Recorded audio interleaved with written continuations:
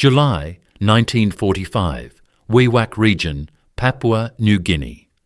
The rain came down so hard that Lieutenant James Morrison could barely see 10 feet in front of him. For 3 days straight, water poured from the sky like someone had opened a giant faucet. The mud was everywhere, thick and brown, sucking at his boots with every step. Morrison and his patrol from the 4th Australian Infantry Battalion were checking the mountain ridge when they heard it. Screams. Desperate, muffled screams coming from somewhere beneath the ground. Morrison raised his fist and his squad froze. Every man went silent, listening. There it was again. Not just one voice, but many voices, all shouting in Japanese. The sounds were coming from where the Japanese defensive trenches had been dug into the hillside just yesterday. But those trenches were not there anymore. Instead, Morrison saw a massive wall of mud and broken trees covering the entire slope. A landslide. The monsoon rains had turned the whole mountainside into a river of earth that swallowed everything in its path. Morrison counted the seconds between screams. They were getting weaker. His mining engineer brain knew what that meant. The men trapped under all that mud were running out of air. He had worked in the mines back in Broken Hill, Australia, before the war. He had seen cave-ins before. He knew that without air those men had maybe 2 hours left, probably less. There were more than 40 Japanese soldiers stationed in those positions, according to yesterday's intelligence reports. Now they were all buried alive under tons of wet earth. Private Jackson moved up beside Morrison. He was young, maybe 19, and his hands shook as he gripped his rifle. "Sir, those are Japs down there," Jackson whispered. Morrison nodded slowly. Of course they were Japanese soldiers, the same soldiers who had been shooting at Australian troops for months, the same enemy who had orders to fight until death rather than surrender. The war was still going. There was no ceasefire, no peace treaty. These were the men they had been sent here to defeat. Morrison looked at the wall of mud again. It was at least 30 feet high in some places, maybe more. The rain kept falling, making everything unstable. Another slide could happen any second.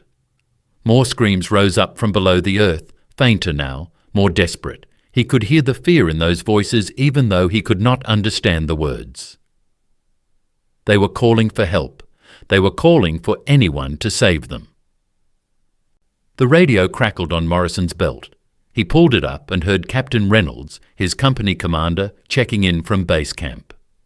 Morrison reported what they found: the buried Japanese position, the screams, the landslide. There was a long pause on the other end. Then Reynolds spoke, his voice flat and cold. "Leave them, Morrison. That's an order.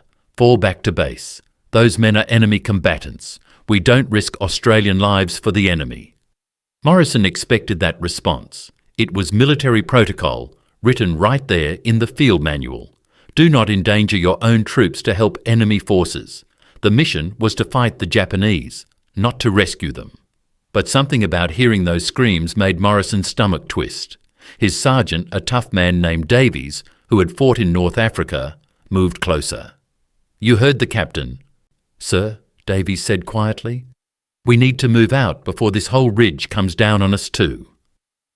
Morrison knew Davies was right about the danger. The ground beneath their feet was soaking wet and soft. Every minute they stayed here increased the chance of another landslide. And for what? To dig out enemy soldiers who might shoot them the moment they were free? The Japanese had a code called Bushido that said surrender was the ultimate shame. Most Japanese soldiers fought to the death rather than be captured. Trying to rescue them was not just dangerous, it was probably stupid. But Morrison kept staring at that wall of mud. His engineering mind was already working, already seeing the problem like a puzzle. The landslide had come down at a steep angle, probably pushed by water pressure from above. That meant the debris was packed tight at the bottom, but looser near the edges. If they approached from the side, at maybe a 22-degree angle, they could dig without triggering another collapse. They would need timber supports, rotation teams to prevent exhaustion, and careful measurement of every foot they dug. More screams came from below. Weaker now, oxygen was running out fast. Morrison made his decision. He turned to his squad. "Who here has done any mining work? Any digging?" 3 men raised their hands. Good. That was enough to start. Davies stepped forward, his face hard. "Sir, the captain gave direct orders. We'll be court-martialed if we disobey." Morrison looked at his sergeant for a long moment. "Maybe," he said, "but there's something else. That landslide is unstable. If we leave it like this, it threatens our own forward positions down below. One more good rain and the whole thing slides further, right into our camp." It was true, Morrison realised as he said it. The military reason and the moral reason were pointing the same direction. They had to stabilise this slope anyway, and that meant digging. And if they happened to pull out some buried men while doing it, well, that was just how the work went. Davies saw the logic, but still looked uncertain. The screams came again, so faint now, they were almost gone. Morrison unslung his pack and pulled out his entrenching tool. "We're not doing this for them," he said to his squad. "We're doing it because that mud pile is a threat to our position. Understood?" The men nodded, but everyone knew the truth. They were about to try something that had never been done before. They were going to dig into enemy territory to save enemy lives while the war was still going on. And if it went wrong, people on both sides might die because of what happened next. Morrison marked a spot on the muddy slope with a stick. "We dig here," he said, pointing to the eastern edge of the landslide. "We go in at an angle, not straight down, 22 degrees from horizontal. That way, we don't put weight on top of the trapped men." He drew lines in the wet earth with his boot, showing his squad exactly where to start. The rain was still falling, but lighter now, just a steady drizzle that made everything slippery and cold. Davies organised the men into 2 groups of 3. One team would dig for 20 minutes, then switch out with the fresh team. Nobody could work longer than that in this mud without getting exhausted. Morrison showed them how to cut into the slope sideways, creating a tunnel that angled down toward where the screams had been coming from. "We need supports," Morrison said. "Timber, bamboo, anything strong. Otherwise this whole thing collapses on us while we're inside." Private Jackson and 2 others ran to a destroyed Japanese supply shed about 200 yards away. They came back 20 minutes later carrying armfuls of wooden boards and bamboo poles. The wood was wet and some of it was cracked, but it would have to work. Morrison had no engineering equipment, no proper mining tools, nothing but entrenching shovels and whatever scraps they could find. But he had done this before in the Broken Hill mines when equipment failed. You worked with what you had. The first team started digging. Morrison watched carefully, checking the angle every few minutes with a makeshift level he created using string and a rock. The mud was heavy and thick, like digging through wet concrete. Each shovelful weighed at least 10 pounds. After 45 minutes of hard work, they had cut a tunnel 8 feet deep into the slope. Morrison crawled inside, his face inches from the packed earth. He put his ear against the mud wall and listened. There. Voices. Faint, but definitely there. And something else. A hollow sound when he tapped the wall. An air pocket. The trapped men were still alive. Morrison backed out of the tunnel and wiped mud from his face. The radio on his belt crackled again. This time it was not Captain Reynolds. It was Colonel Harrison from Brigade Headquarters, and his voice was ice cold. "Lieutenant Morrison, I understand you are conducting unauthorized rescue operations on enemy positions. You are ordered to cease immediately and return to base. That is a direct command from Brigade. Do you understand?" Morrison held the radio for a long moment. His squad had stopped digging and were all watching him. "Sir, the landslide threatens our forward positions," Morrison said carefully. We're stabilising the slope to prevent further collapse toward our lines." There was silence on the other end. Then the colonel spoke again, each word sharp and clear. "Morrison, I know exactly what you're doing. When you return to base, there will be consequences. Court-martial is likely. End this now." The radio went dead. Davies looked at Morrison with worried eyes. "Sir, that's it. We have to stop. Brigade has spoken." Morrison looked at his sergeant, then at the tunnel entrance, then at his men. Every single one of them was covered in mud up to their elbows. They had been digging for almost an hour. They were exhausted. And now they were all going to be in serious trouble for disobeying orders. Morrison opened his mouth to tell them to pack up and move out. But then another voice came from behind them. "I believe you're doing the right thing, Lieutenant." Morrison turned and saw Captain David Wilson, the battalion chaplain, walking up the muddy slope. Wilson was older, maybe 50, with grey hair and kind eyes. He was not a combat officer. He was there to pray with the dying and comfort the wounded. But he was also technically an officer, and right now Morrison needed all the support he could get. Wilson stood next to Morrison and looked at the tunnel entrance. "The Geneva Convention is clear," Wilson said loud enough for everyone to hear. "We have an obligation to provide aid to wounded or endangered enemy personnel when practical and when it does not endanger our own forces. Those men down there are no threat to anyone right now. They're victims of a natural disaster. If we let them die when we could have saved them, we're no better than the worst things we've been fighting against." Morrison felt something loosen in his chest. Wilson was right. This was not just about military strategy or personal choice. There were rules, international rules, about how you treated people in war, even enemy people. "Keep digging," Morrison said to his squad. "We finish this." 18 men volunteered to help. Word had spread through the Australian positions about what Morrison was trying to do, and soldiers came from other platoons to join the effort. They worked in rotation, 6 men digging while the others rested or gathered more timber supports. Morrison organised it like a proper mining operation. Every 3 feet of tunnel got 2 support beams braced against the walls and ceiling. Every 6 feet, they paused to listen and check for more air pockets. The sun was setting when they broke through. Morrison was in the tunnel when his shovel suddenly punched into empty space instead of solid mud. He heard a gasp from the other side, a voice speaking rapid Japanese. Morrison carefully widened the hole, using his hands to pull away chunks of mud. Through the opening he could see a face. A young Japanese soldier, maybe 20 years old, covered in dirt and blood. The man's eyes were wide with fear and confusion. "It's okay," Morrison said, even though the soldier probably did not understand English. "We're getting you out." He reached through the hole and grabbed the soldier's arm. The man flinched but did not pull away. Morrison pulled gently and the soldier squeezed through the opening. Behind him, Morrison could see more trapped men in a pocket of space about the size of a small room. The ceiling had held just enough to keep them from being crushed completely. It took another hour to widen the tunnel, enough to pull the first man all the way out.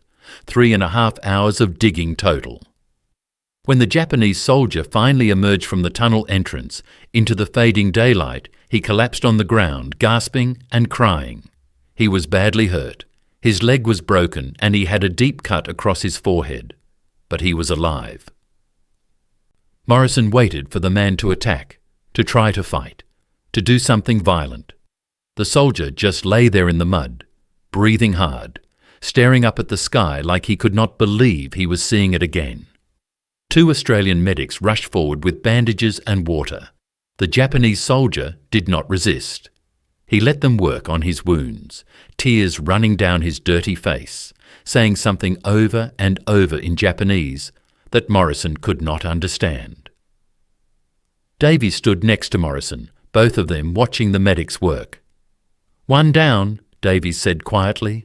40 more to go." Morrison nodded and picked up his shovel again. The work was just beginning. The rescue took 12 hours from start to finish. By midnight, Morrison and his teams had pulled out 23 Japanese soldiers from the collapsed trenches. 23 living men out of the 41 who had been buried.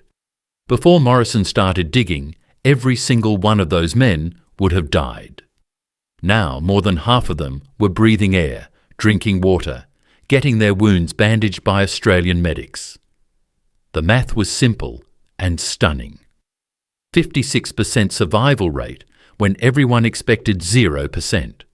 But the work had been brutal. Morrison's hands were covered in blisters that had burst and bled. Every muscle in his body screamed with pain. The tunnel had to be extended 42 feet into the hillside to reach all the air pockets where men were trapped.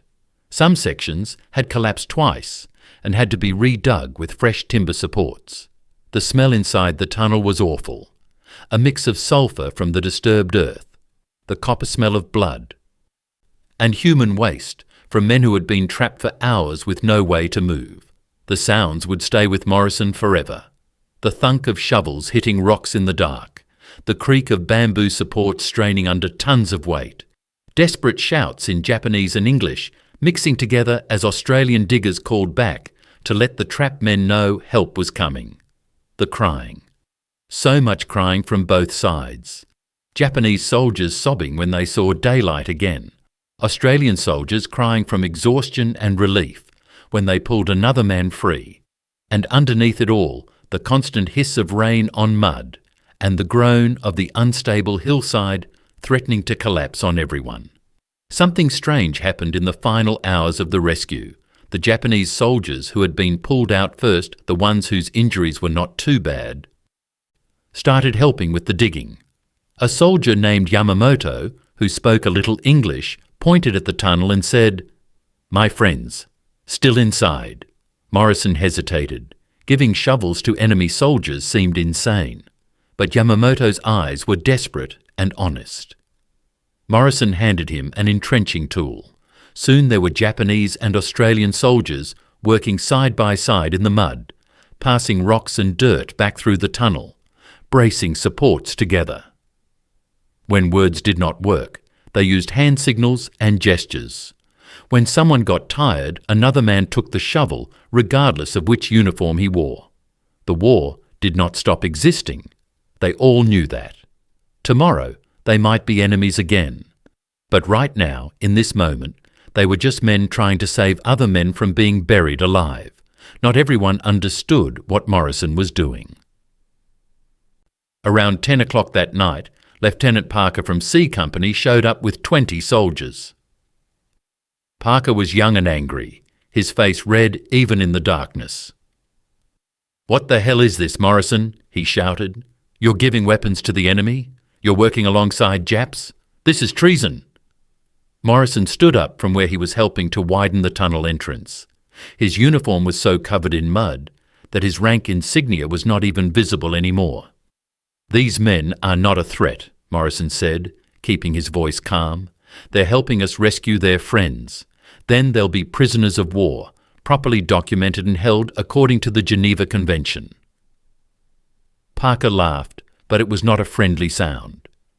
"Geneva Convention? These animals don't follow any conventions. They torture prisoners.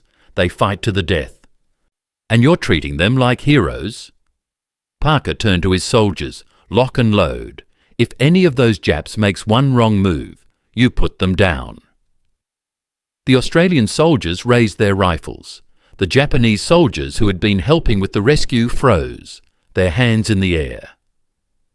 Yamamoto looked at Morrison with fear in his eyes. The tension cracked through the air like lightning. Morrison stepped between Parker's soldiers and the Japanese men. "Stand down, Lieutenant," Morrison said quietly. "That's an order. I'm senior rank here." Parker's face went even redder. "You're going to pull rank after you've already disobeyed direct orders from brigade.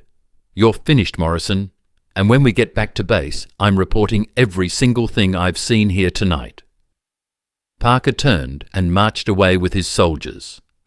But Morrison noticed that before they left, Parker positioned his men on the ridge above the rescue site. Their rifles were still loaded and pointed down at where the Australians and Japanese were working together. The threat hung over everything for the rest of the night. One wrong move and Parker's men might start shooting. But Morrison kept working and the Japanese soldiers kept working, and slowly, carefully, they pulled more men from the earth. Parker and his men stayed on that ridge for 3 more hours, watching with hard faces and ready weapons. But as more injured soldiers were pulled from the mud, as they saw the genuine cooperation between enemies working to save lives, something changed. One by one, Parker's soldiers lowered their rifles. By midnight, Parker had quietly pulled his troops back to base. The immediate danger was over, but Morrison knew the accusations would follow him home. The 18th rescued soldier had been trapped in a space so small he could not even sit up. When they finally got him out, he could not walk. His legs had no feeling from being compressed for so long. The 21st soldier was unconscious and stayed unconscious even after the medics worked on him for 30 minutes. He died an hour later, the only man they managed to reach who did not survive the rescue. At dawn, Morrison pulled the last man free, number 23. It was a young Japanese soldier, maybe 17 years old, who kept saying "arigato, arigato" over and over, which Yamamoto translated as "thank you." Morrison just nodded, too tired to speak. 18 bodies remained buried under the mud. 18 men they could not reach in time, or whose air pockets had been too small, or who had been injured too badly by the initial landslide to survive. Morrison felt the weight of those 18 deaths even as he celebrated the 23 survivors. Something unexpected happened 3 days later. Yamamoto asked to speak with Australian intelligence officers. He told them everything. The location of Japanese defensive positions across the entire Wewak sector, hidden ammunition dumps, supply routes, bunker systems that Australian scouts had not discovered, and most importantly, he told them that morale among the Japanese troops was breaking. Food was running out. Medicine was gone. Many soldiers were sick with tropical diseases. The men were exhausted and scared. Yamamoto said that if the Australians approached certain positions with surrender terms, the Japanese would probably accept. He drew maps. He gave names of officers who were secretly ready to give up, but could not say so without being killed by their own men for dishonouring the Bushido Code. 1 week after the landslide rescue, Australian officers approached a Japanese strongpoint under a white flag. They carried a message from Yamamoto. 140 Japanese soldiers surrendered without firing a shot, the largest peaceful surrender in the entire Wewak campaign. Other Australian units heard about what Morrison did. Some praised him, some called him a traitor. But 3 more times in the Wewak sector, similar rescues happened. Landslides and collapsed bunkers trapped soldiers from both sides. And 3 more times, Australian soldiers dug them out, sometimes with help from enemy troops, sometimes alone. 67 more lives saved, a mix of Japanese and Australian soldiers, all because Morrison had shown that the impossible was actually possible. Years later, Morrison tried to explain what happened that night to a newspaper reporter. "It's hard to describe," he said. "We were all so tired, so covered in mud, that you could not really tell who was Australian and who was Japanese anymore. They stopped being Japs, and we stopped being Aussies.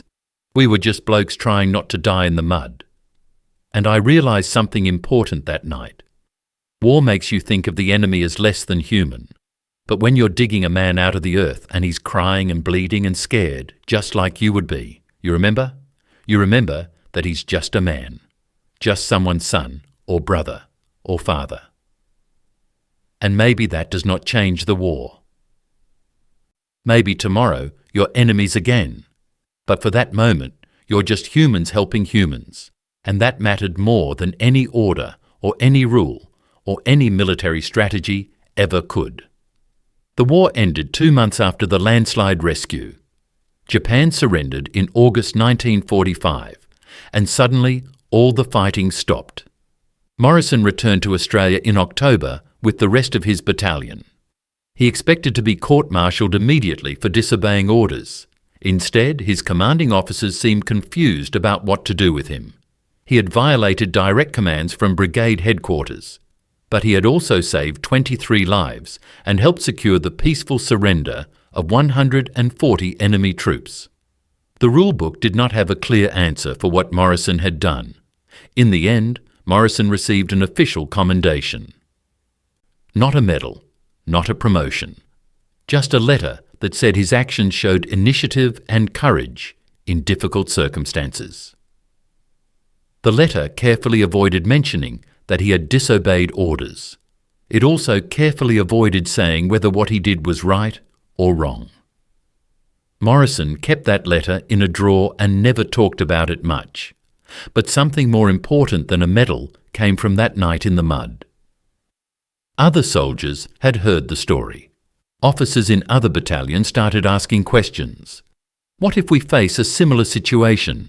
Are we allowed to help enemy wounded? What does the Geneva Convention actually say? By September 1945, in the final weeks of the Pacific War, Morrison's approach had become an unofficial protocol. Nobody ordered it. No general wrote it down in a manual. But across the Wewak sector and in other parts of Papua New Guinea, Australian soldiers faced 14 separate situations where enemy troops were trapped, wounded, or endangered by natural disasters. 14 times Australian soldiers provided aid. Sometimes they rescued Japanese soldiers from collapsed bunkers. Sometimes they shared medical supplies with enemy wounded after typhoons destroyed field hospitals. Sometimes they evacuated enemy troops when floods threatened to drown entire camps. Not every Australian soldier agreed with this approach. Many still hated the Japanese for what they had done during the war. The cruelty, the torture of prisoners, the refusal to surrender. Those wounds were deep and real. But the men who had been in the mud that night, who had worked alongside former enemies to pull trapped men from the earth, they understood something that was hard to explain. War was still war. The enemy was still the enemy. But there were moments when something bigger than war mattered. Moments when your humanity was more important than your orders. After the war ended, military scholars studied what happened in the Wewak sector. They looked at Morrison's rescue and the 13 other similar operations that followed. The Australian Defence Force decided to make it official policy. In 1947, new field regulations were published that included a section about humanitarian obligations during combat. The regulations said that when enemy personnel were endangered by natural disasters, disease, or other non-combat situations, Australian forces should provide aid when practical and when it did not create unreasonable risk. The Geneva Convention protections were clear, the new regulations said, and Australian soldiers would follow them even when facing enemies who might not follow those same rules. Morrison's name did not appear in those regulations. He was not mentioned in the official histories written about the Pacific War. For 40 years, the story of the Landslide rescue was mostly forgotten. Morrison went back to Broken Hill and returned to mining engineering. He married, had 3 children, and lived a quiet life. He rarely talked about the war.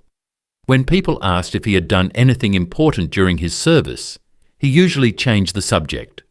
But Morrison kept something secret for decades. He had the names and addresses of 3 of the Japanese soldiers he had rescued. Takeshi Yamamoto, the young officer who had helped with the digging. Kenji Sato, the 17-year-old who had been the last man pulled from the mud. And Hiroshi Tanaka, whose broken leg Morrison had splintered himself. Morrison had gotten their information from prisoner of war records before the Japanese soldiers were sent home. And starting in 1946, Morrison began writing letters to them. The correspondence was difficult at first. None of the Japanese men spoke much English, and Morrison spoke no Japanese. They used simple words and drawings.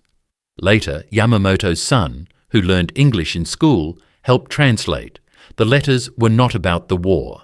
They were about ordinary life. Morrison would write about his children, his work in the mines, the weather in Broken Hill.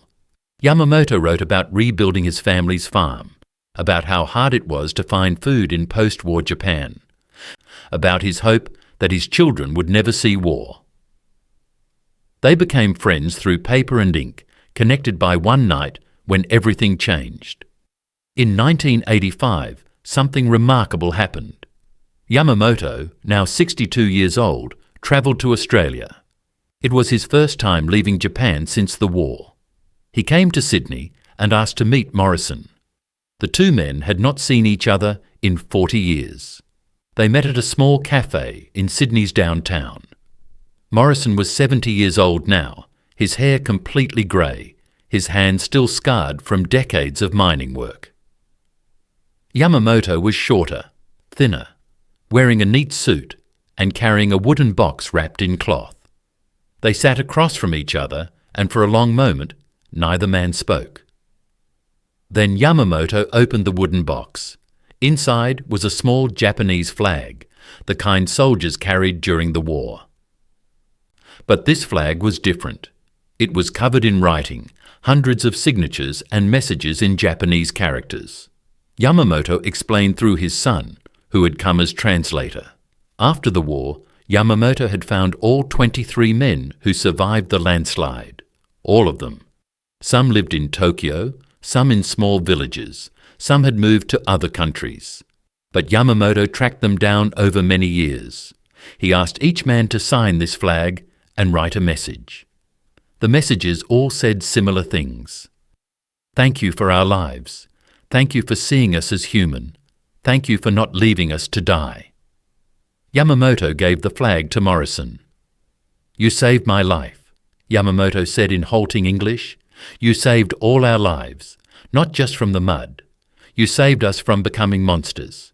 When you dug us out, when you gave us water and bandaged our wounds. You reminded us that we were men, not just soldiers. That is a gift bigger than life itself. Morrison took the flag with shaking hands. Tears ran down his face.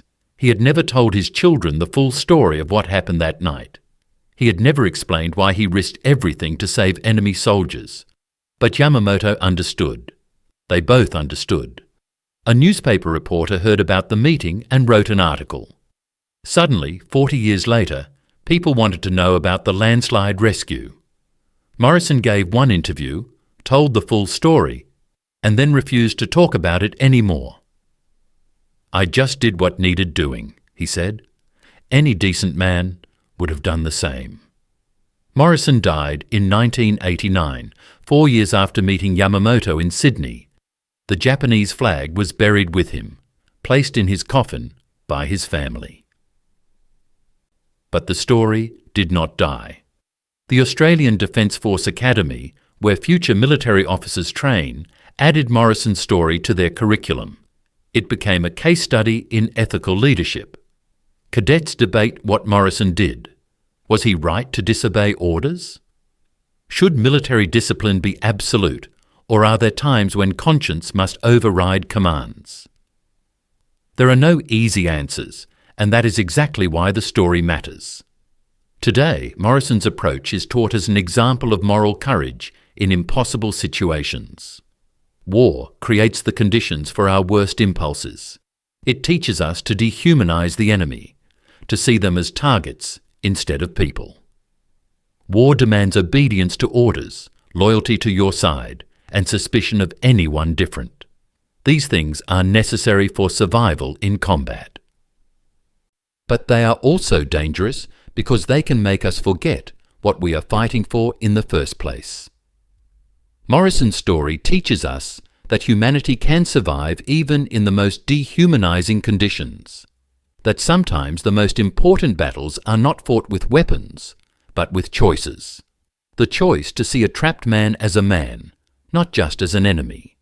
The choice to risk punishment for doing what you believe is right. The choice to remember that rules and orders are meant to protect human dignity, not destroy it. When Morrison heard those screams coming from the mud, he faced a decision that revealed who he truly was.